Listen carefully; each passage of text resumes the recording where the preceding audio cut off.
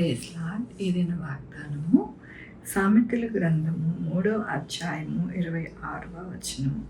యెహోవా నీకు ఆధారమగును, నీ కాలు చిక్కబడుకున్నట్లు ఆయన నిన్ను కాపాడు. అవునండి, మన దేవుడు ఎంత గొప్ప వాగ్దానాన్ని దినమున అనుగ్రహిస్తూ ఉన్నారు. మనకి ఆధారముగా యెహోవాయే ఉంటారంటండి. మన కాలు చిక్కబడకుండా మనల్ని కాపాడుతూ ఉంటారు. ప్రతి దినము కూడా దేవుడు మనల్ని సంరక్షించే దేవుడుగా ఉన్నారు. మనల్ని ఎక్కడా కూడా ఎటువంటి ఇబ్బంది వాటిల్లకుండా మరి దేవుడు మనకి సహాయం చేస్తానని దేవుడు సెలవిస్తూ ఉన్నారు. అలాంటి దేవుణ్ణి ఉదయకాలమున మనము ఆరాధిస్తున్నాము, పూజిస్తున్నాము, ఆయన పాదాలు పట్టుకుంటున్నాము. అందుకనే దేవుడు ఈ దినమున అంటూ ఉన్నారు, నీ కాలు చిక్కబడుకున్నట్లు నేను నిన్ను కాపాడును అంటూ ఉన్నారు. దేవుని యొక్క వాక్యంలోని జ్ఞానము సంపాదించుకొను, బుద్ధి సంపాదించుకొను, నా నోటు మాట మరువకము, వాటి నుండి తొలగిపోకుము. జ్ఞానము విడువక ఉండిన ఎడల అది నిన్ను కాపాడును, దాన్ని ప్రేమించిన ఎడల అది నిన్ను రక్షించును. అవునండి, మనము దేవుని యొక్క కృప పొందుకోవాలి. దేవుని యొక్క కృపను బట్టి మనము మన యొక్క కాలు చిక్కబడకుండా, అనగా దీని అర్థం ఏమిటి అంటే, మనకి సమస్యలు వచ్చినప్పుడు సమస్యలలో చిక్కుపడకుండా, వేరే వారి యొక్క వ్యతిరేకత వచ్చినప్పుడు వారి యొక్క మరి జాలిలో పడకుండా మనము ఎంతగానో ఆయన కృపను మనకి అనుగ్రహిస్తాను అంటున్నారు. ఎప్పుడు అని అంటే, మనము దేవుని యొక్క మాటలు మరవకూడదు.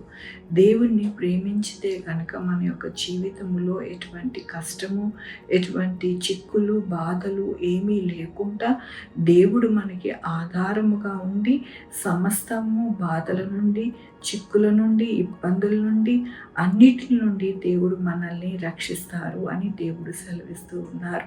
కాబట్టి మన యొక్క జీవితంలో ఎల్లప్పుడూ కూడా దేవుడే మనకి ఆధారం. కాబట్టి ఆయన పాదాలు పట్టుకొని నడవాలి.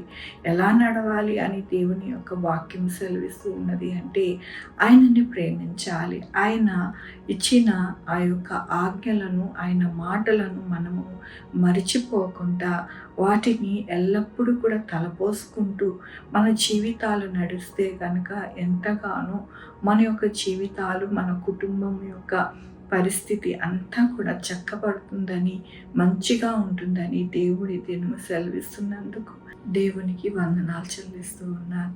ఇదే మన పుట్టినరోజు, పెళ్లి రోజు, అనేక శుభదినములు చేసుకుంటున్న వారందరికీ కూడా నిండారుగా శుభాకాంక్షలు తెలియజేస్తూ ఉన్నానండి. మీ జీవితంలో దేవుని యొక్క కృప, ఆయన బహుమానము, ఆయన ధననిధి మీకు కలుగును గాక. ప్రార్థించుకుందామండి.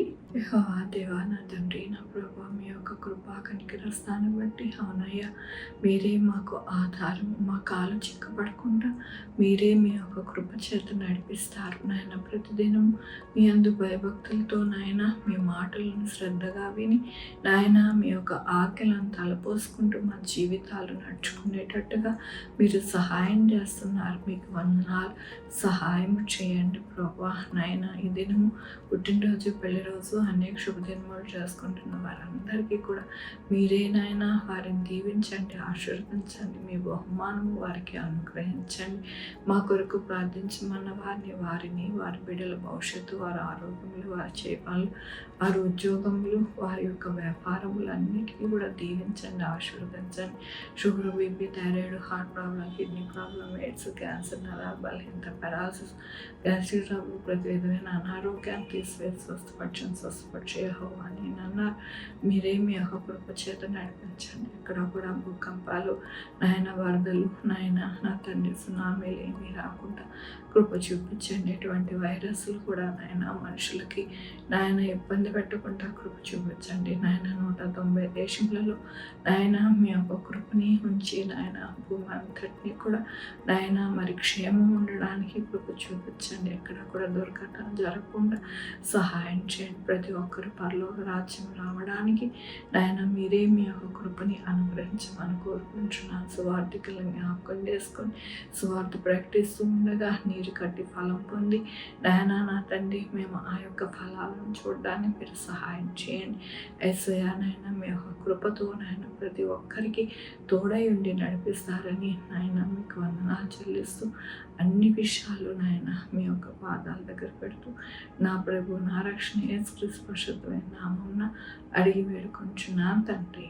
ఆమె తండ్రి కుమార పరిశుద్ధాత్మ సదాకాలం మనందరికీ తోడై ఉండునుగాక. ఆమె. God bless you.